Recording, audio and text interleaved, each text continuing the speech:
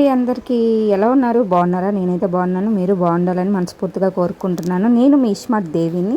అదే హాలిడేస్కి నేనైతే మా అమ్మ వాళ్ళ ఊరు వెళ్ళాను కదా, అక్కడి నుంచి మా పెద్దక్క ఊరైతే వెళ్ళాను. మా పెద్దక్క వచ్చేసి పక్కనే ఉంటుంది, అంటే మా అమ్మ వాళ్ళ ఊరు పక్కనే. ఒక హాఫ్ అన్ అవర్ టైం పడుతుంది ఇంటికి వెళ్ళాలంటే. మేమైతే ఆటోలో బయలుదేరి పిల్లలు అంతా కలిసి వెళ్ళాము.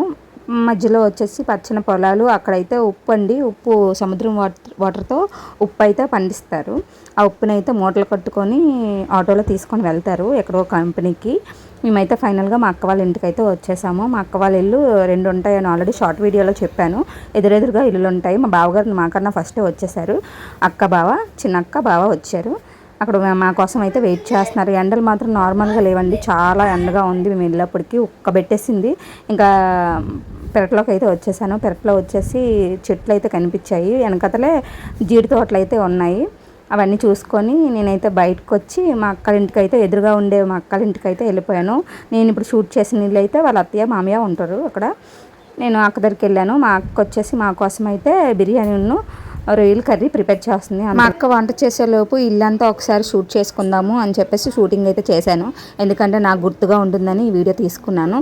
ఈ ఇంట్లో వచ్చేసి అక్క, బావ, 2 పిల్లలు, 2 బాబులు అయితే ఉంటారు. ప్రస్తుతానికైతే ఇంట్లోనైతే మా అక్క, మా చిన్న బాబు ఉంటాడు.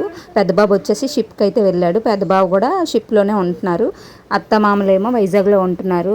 మామయ్య గారికి బాగాలేదని చెప్పేసి. అంతలోగా మేము దగ్గరుండే పోర్టుకి అయితే వచ్చేసాము. పోర్టులోకి వచ్చాం కానీ, రావడం అయితే బాగానే వచ్చాం కానీ వెళ్ళినప్పుడు మాత్రం చాలా కష్టపడ్డామండి. ఎందుకంటే ఇక్కడికి వచ్చినప్పుడు బాగానే బైక్ మీద వచ్చేసాము. కెరటాల వల్ల ఇక్కడ ఇసుక చూసారా మెత్తగా అయిపోతుంది. బైకు అక్కడి నుంచి వెళ్ళలేకపోయింది. ఎందుకంటే ఈ పోర్ట్ రెడీ అవుతుంది, కొత్తగా రెడీ అవుతుంది కదా, అందుకని చెప్పేసి మాకు అలౌ చేయలేదు. అందుకనే మేము షార్ట్ కట్లో నుంచి బీచ్ దగ్గర నుంచి అయితే వచ్చేసాము.